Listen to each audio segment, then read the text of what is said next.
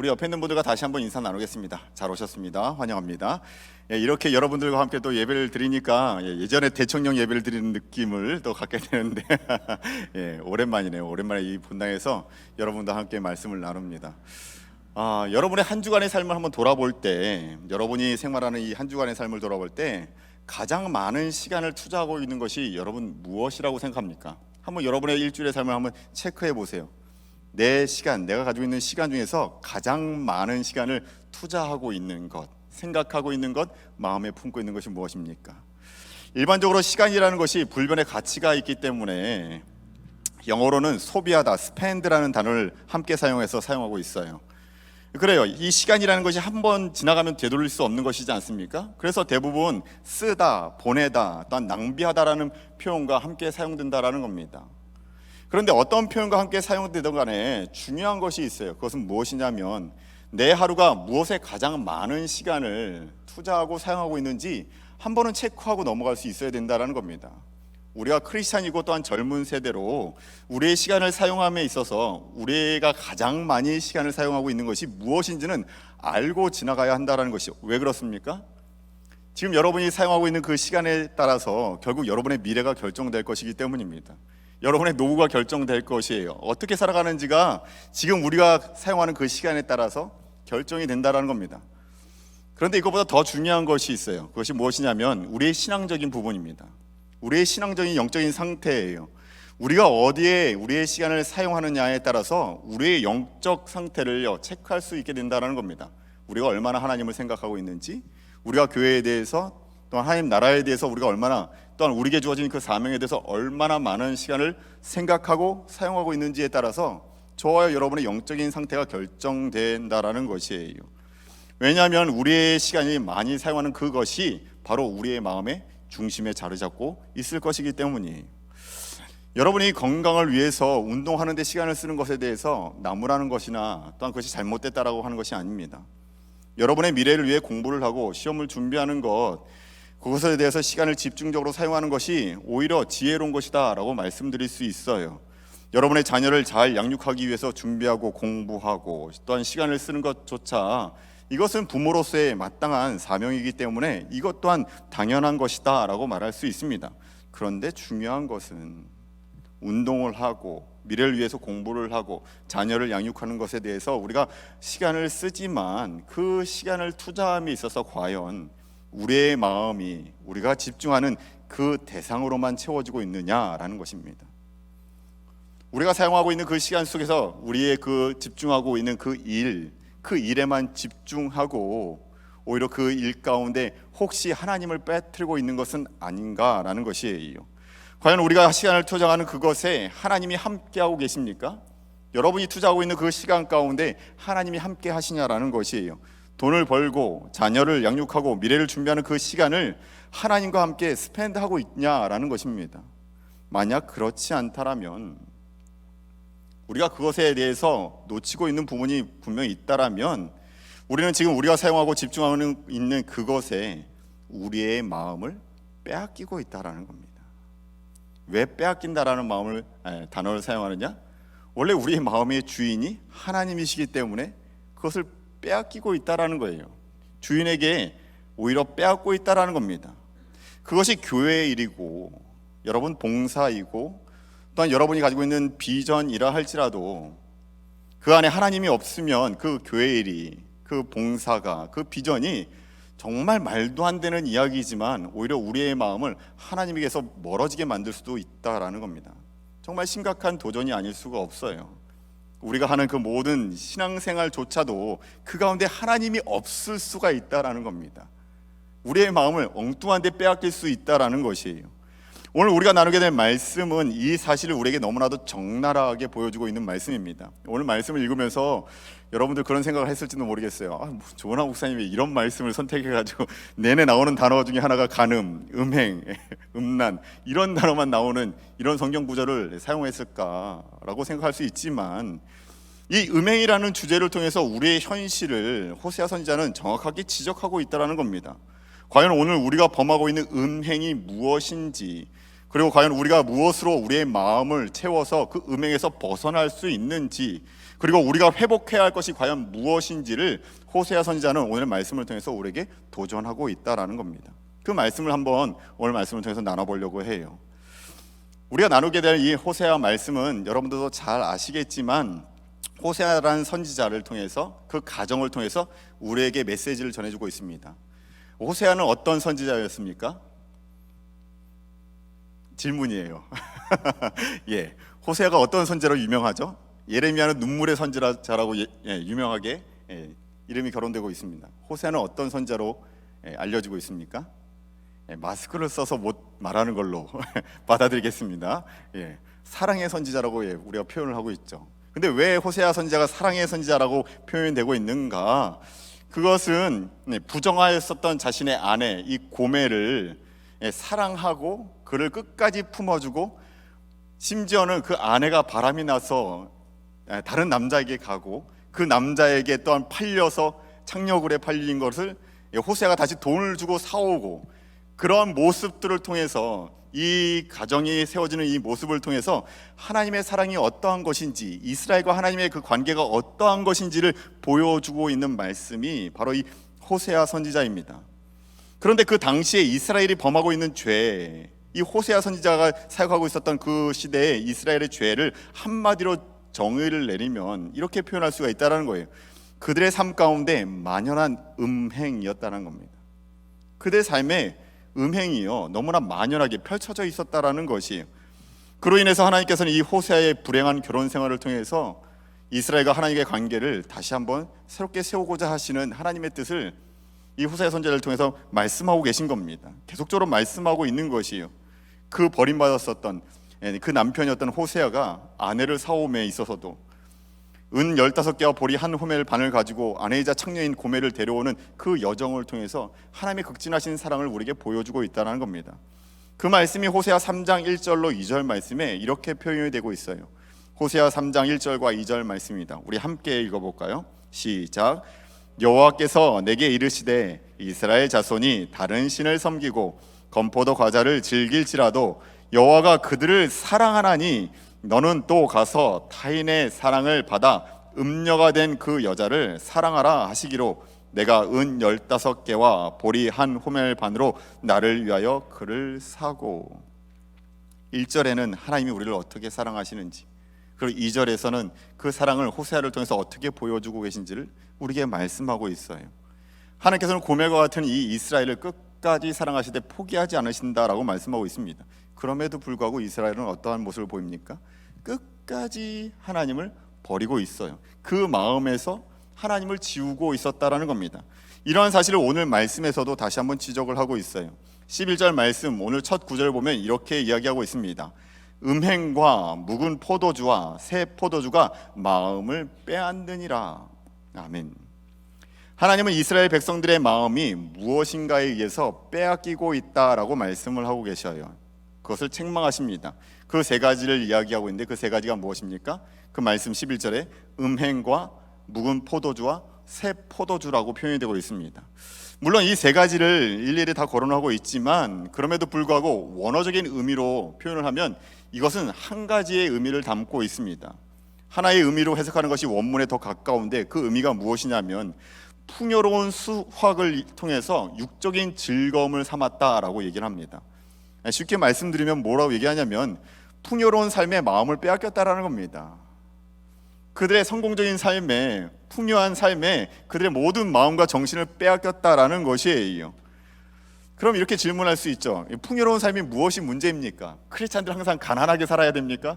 목사님처럼 가난하게 살아야 됩니까? 질문할 수 있어요. 풍요로운 삶이 문제가 되는 것은 절대 아닙니다. 여러분들, 제가 청년부 시절에 저랑 같이 살았던 사람들은 잘 알겠지만 잘 살라고 얘기합니다. 부자 되라고 이야기해요. 크리스찬들도 부자 돼서 이 세상 가운데 영향을 끼쳐야 된다고 저는 확실히 믿습니다. 그런데 이 풍요의 근원이 어디 있냐라는 것이 너무나 중요하다라는 거예요. 그들이 붙잡고 있는 이 풍요의 근원이 어디 있습니까? 하나님이 아니었다라는 거예요. 풍요의 상징이었었던 바알신과 우상이 그들이 붙잡고 있었던 대상이었다라는 겁니다. 그 가운데 풍요를 꿈꾸고 있었다라는 거예요. 그리고 오늘 말씀에서 하나님께서 그들의 잘못을 이야기하고 있는 지금 이 풍요는 무엇을 의미하냐면 단순히 잘 살아가는 것을 의미하는 것이 아닙니다. 부자가 되는 것을 의미하는 것도 아니에요. 풍요의 상징이었었던 이 바알, 이 우상을 그들이 붙들고 결국 이들은 이 풍요를 위해서 우상에 집중하고 있었던, 그들의 가장 많은 시간을 투자하고 있었던 그 형태가 그들 가운데 책망거리였다라는 겁니다. 그리고 그 결과 어떤 일이 일어납니까? 11절 마지막에 그 풍요에, 그 우상에 그들의 마음을 빼앗기게 되었다라는 겁니다. 마음을 빼앗기게 됐다라는 거예요. 원어의 정확한 의미는요, 하나님을 버리게 되었다라고 표현하고 있습니다. 마음을 빼앗겼다라는 것은 결국 무엇과 동일하냐면 여러분이 하나님을 버렸다라고 얘기하는 겁니다. 여러분의 그 풍요의 집착이, 여러분의 시간의 투자가 하나님을 버리게 되는 일을 자행하게 된다는 것이, 그리고 이 하나님을 버리게 되었다는 말의 의미는 뭐냐면 하나님의 주권과 하나님의 다스림, 그리고 하나님의 권위로부터 자유하고 벗어나는 상태를 이야기하고 있는 거예요. 다시 말해 이스라엘의 하나님을 반역하는, 하나님의 관계가 완전히 깨어져서 이제는 하나님으로부터 스스로 멀어지는 상태가 되었고, 그들 자신의 삶을 눈에 보이는 이 풍요요, 성공이요, 우상과 같은 이 세상 것에 대해서 자신의 모든 삶을 다 맡겨버린 상태가 이 이스라엘의 상태였다는 겁니다. 그들의 마음을 빼앗긴 상태예요. 하나님을 버린 상태였다는 겁니다. 이것이 12절에서는 이렇게 표현되고 있어요. 내 백성이 나무에게 묻고 그 막대기는 그들에게 고하니 이는 그들의 음란한 마음에 미혹되어 하나님을 버리고 음행하였음이니라. 동일하게 말씀이 나오죠. 그들이 마음에 미혹되어 하나님을 버리게 되었다는 겁니다. 그리고 음행하게 되었다라는 거예요. 근데 그 앞에 뭐라고 나옵니까? 내 백성이 나무에게 묻고 나무가 대답을 한다라고 표현하고 있어요. 이게 무슨 말인가 라고 생각할 수 있지만 이 나무는 그냥 보통 나무를 의미하는 것이 아닙니다. 바로 이 나무로 만든 우상을 이야기하고 있는 거예요. 이사야 선지자 역시도 이것에 대해서 이야기를 하고 있습니다. 이사야 44장 25절의 말씀에 보면 이렇게 표현해요. 이 나무는 사람이 땔감을 삼는 것이거늘 그가 그것을 가지고 자기 몸을 덮게도 하고 불을 피워 떡을 굽기도 하고 신상을 만들어 경배하며 우상을 만들고 그 앞에 엎드리기도 하는구나. 이 나무를 땔감으로 쓰는 것이 무엇이 문제가 될 수 있겠습니까? 근데 그들의 본질은 뭐였냐면 이 나무로 우상을 만들고 그 우상 앞에 경배를 드리는 것이 이 이사야 시대에나 호세아 시대에나 똑같이 자행되는 범죄였다라는 것이에요. 지금 호세아 선지자도 같은 말씀을 전하고 있는 겁니다. 지금 이스라엘 사람들이 나무에게 묻는다라는 것은 나무로 만든 그 모든 우상들에게 절을 하고 그들에게 무엇을 구하고 있습니까? 성공이요, 풍요요, 잘 사는 것을 지금 구하고 있었다라는 겁니다. 더 나아가 이스라엘 백성들은 15절에서 그들에게 가장 의미가 있었던 이 장소 두 가지를 이야기하고 있는데, 길갈과 이 과거에 베델로 불렸었던 이 베데웬에 대해서 이야기를 하고 있습니다. 15절 말씀입니다. 이스라엘아, 너는 음행하여도 유다는 죄를 범하지 못하게 할 것이라. 너희는 길갈로 가지 말며 벳아웬으로 올라가지 말며 여호와의 사심을 두고 맹세하지 말지어다. 이스라엘에게 있어서 이 길갈과 이 벳아웬은 어떠한 곳이었냐면 하나님을 만나는 장소였어요. 또한 하나님을 경험하는 장소였습니다. 더 나아가서 하나님을 예배하고 제사를 드리는 장소가 길갈과 또한 벳아웬, 베델이었었다라는 것이. 그런데 그러한 장소가 어떻게 변하게 됩니까? 우상을 섬기는 자리가 되었다라는 거예요.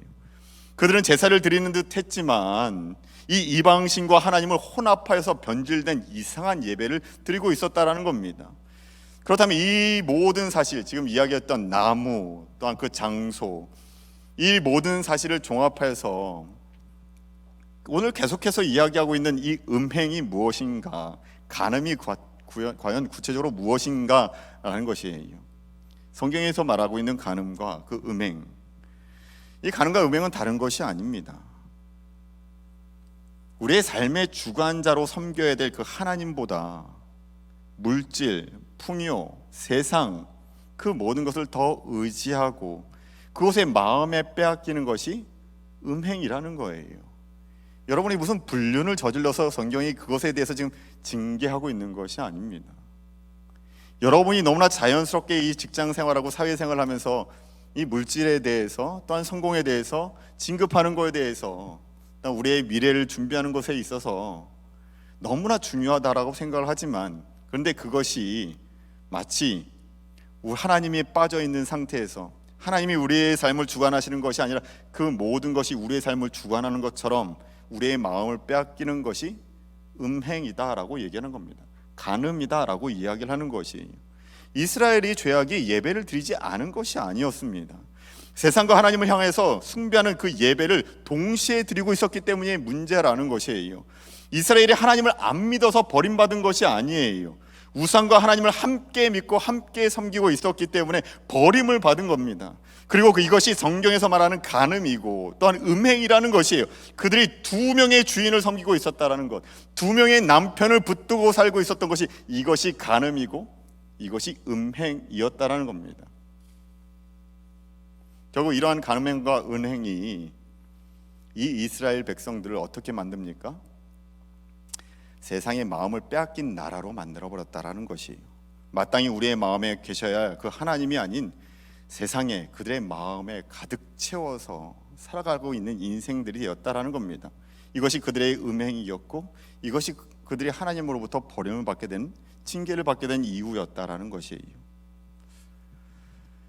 프랑스인 저술가 토급이라는 사람이 있는데 그 사람이 1831년에 미국을 방문한 적이 있습니다. 그리고 미국을 보면서 이러한 글을 남겼어요. 나는 미국의 위대성을 넓은 항구와 광대한 강들과 기름진 들판들과 끝없이 펼쳐진 숲들을 보면서 찾아보려 했다. 그러나 거기에는 없었다. 나는 이 미국의 위대성을 풍부한 광산들과 거대한 세계 상업과 공립학교 제대와 고등교육기관들에서 찾아보려 했다. 그러나 그 위대함도 거기에는 있지 않았다. 나는 민주적 의회와 그들이 가진 헌법에서 그 위대함을 기대하였다. 그러나 그 위대함도 거기에는 없었다. 그러나 나는 교회를 방문하고 나서야 그들의 설교단이 올바름으로 불타는 것을 듣고서야 미국의 자질과 능력의 비밀을 이해할 수 있었다라고 이야기를 해요. 미국은 하나님의 바른 말씀을 들을 귀가 있었었고 그로 인하여 선한 백성이 되었고 이 미국이 선하기 때문에 위대한 백성, 위대한 나라가 되었다라고 이 프랑스인 저술가는 이야기를 하고 있다는 겁니다. 만약 미국이 이 선하기를 중지한다면 그는 이렇게 표현해요. 미국은 그 위대함을 중지할 것이다 라고 이야기를 합니다.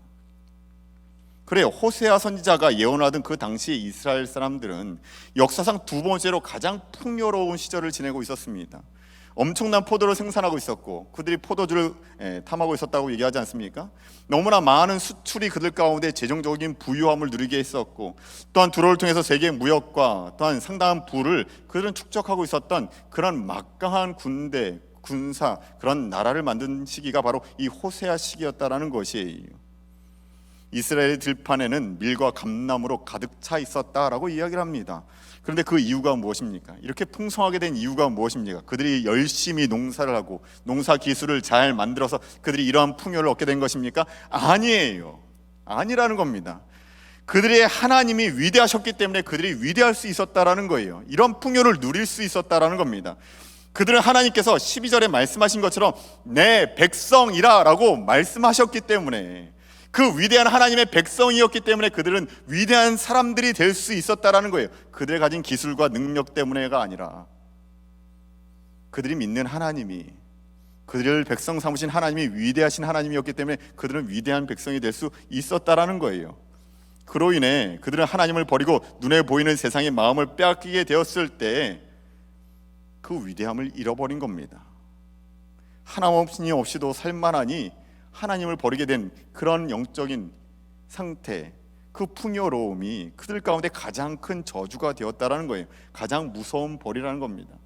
하나님 없이도 살만하게 된 것, 하나님 없이도 오늘도 넉넉하게 살아가는 것, 이것이 우리들 가운데 가장 큰 벌이라는 겁니다.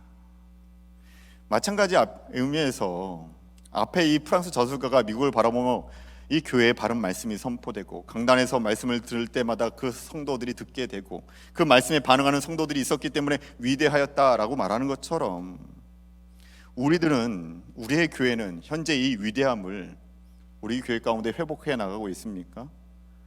우리의 교회는 오늘도 우리의 마음에 하나님 두기를 애쓰고 노력하고 있냐라는 거예요. 저와 여러분의 삶 속에서, 일주일의 삶 속에서 여러분의 마음의 그 중심에 우리의 시간을 사용하며 하나님 두기를, 우리의 마음의 주인 되기를 오늘도 애쓰고 수고하고 있냐라는 겁니다.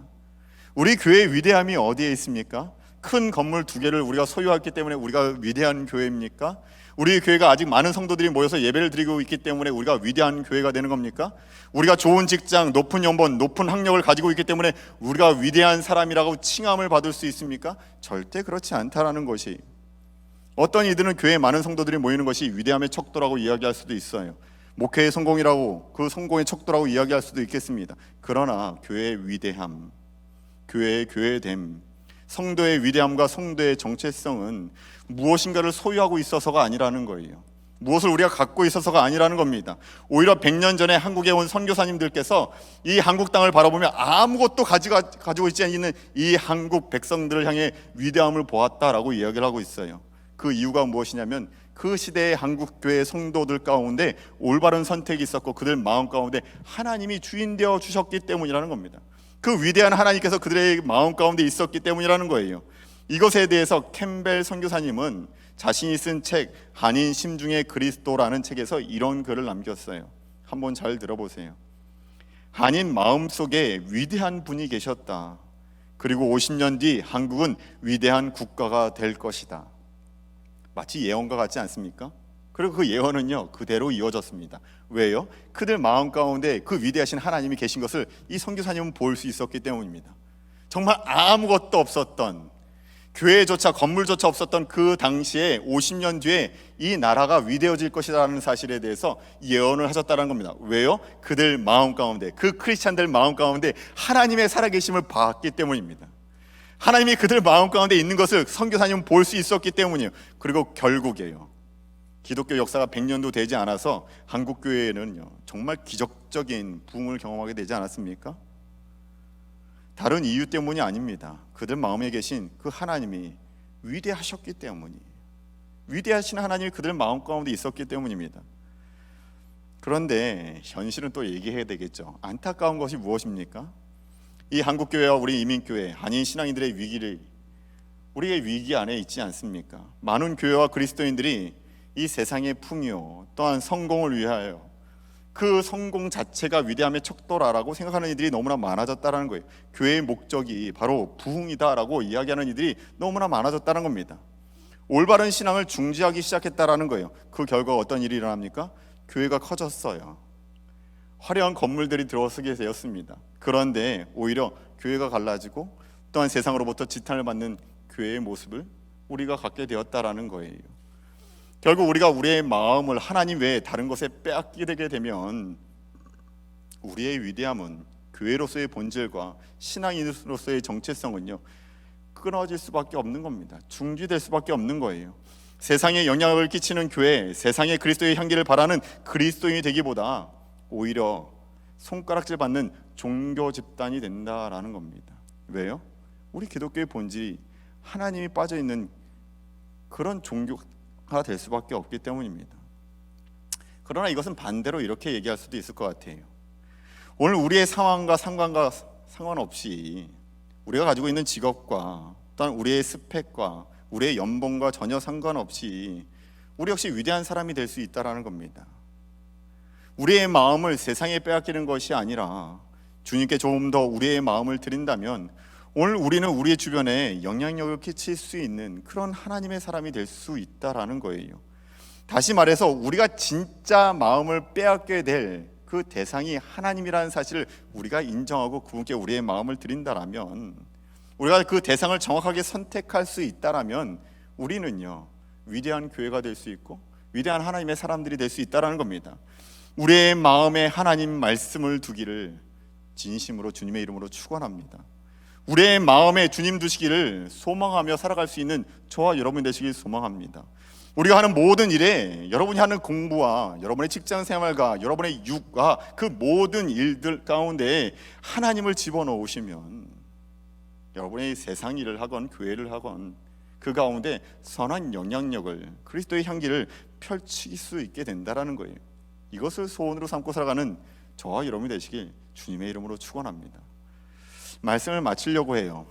마지막 말씀은 스타벅스 이야기를 좀 하면서 이제 말씀을 마치려고 하는데, 마지막이라고 해서 빨리 끝나지 않아요, 고미정 집사님. 죄송합니다.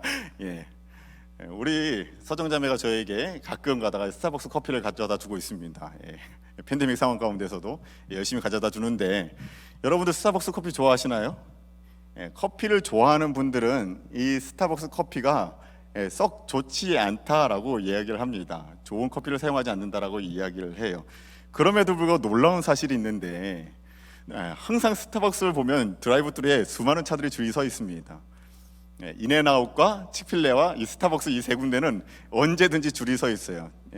제가 PPL 하는 거 아닙니다. 제가 설교한다고 해서 커피를 공짜로 받는 것도 아니에요.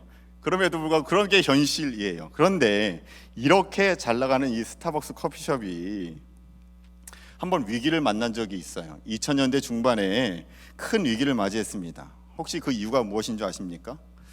물론 여러 가지 이유가 있겠지만 많은 경제학자들이 얘기하는데 그 중심에 맥도날드가 있다라고 얘기를 해요. 의외이죠.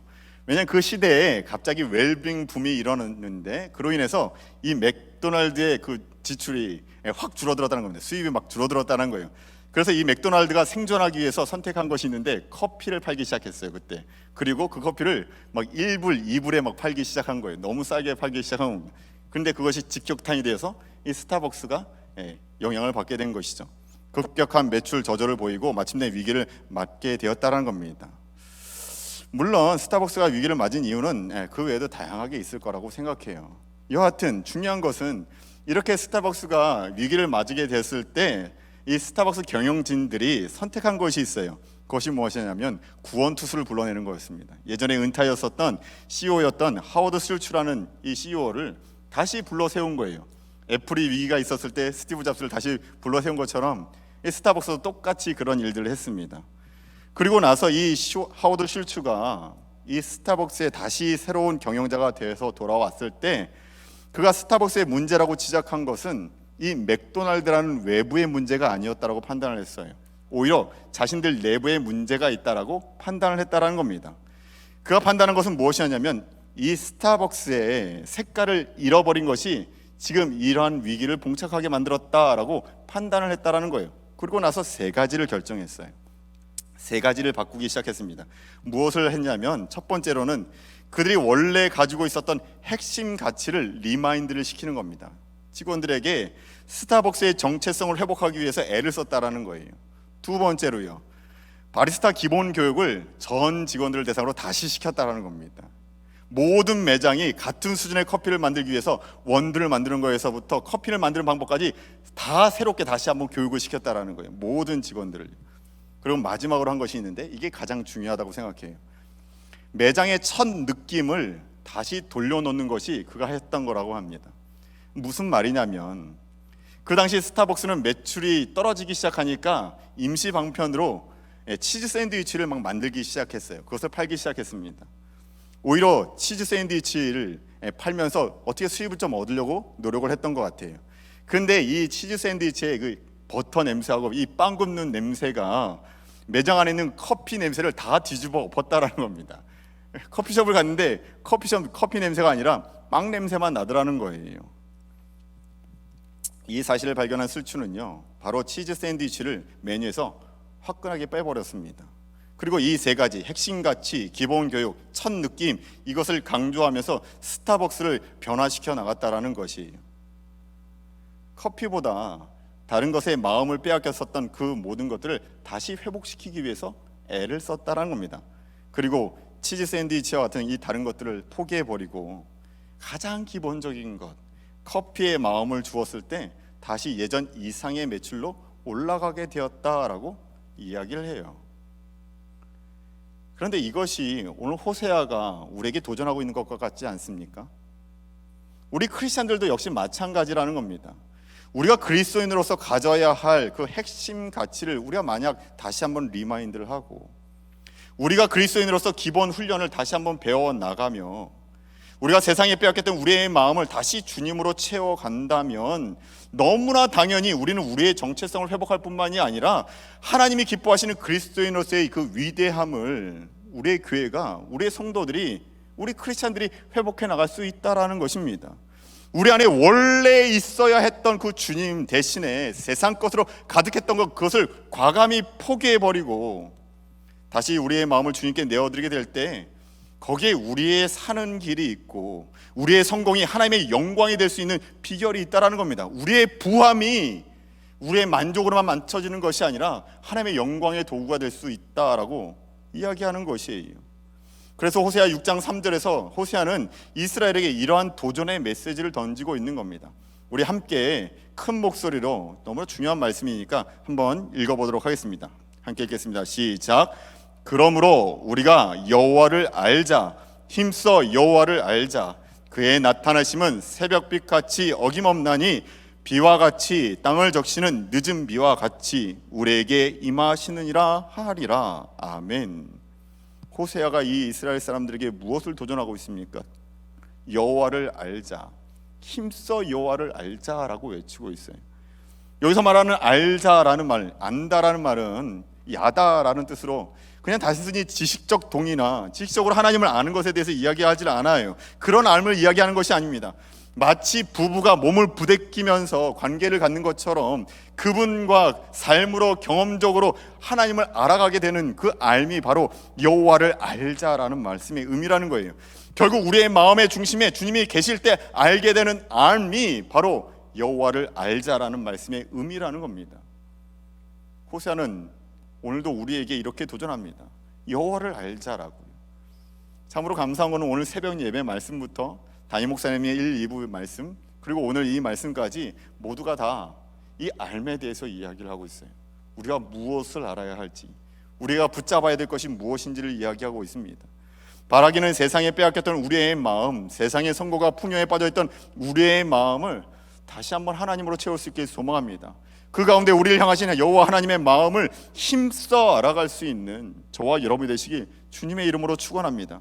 그로 인해서 오늘 우리의 성공이요, 오늘 우리의 잘됨이 단순히 우리의 만족으로 끝나는 것이 아니라 우리의 성공의 발걸음 가운데 진정한 커피 향기를 나타내는 것처럼 그리스도의 향기를 발할 수 있는 저와 여러분이 되시길 주님의 이름으로 축원합니다.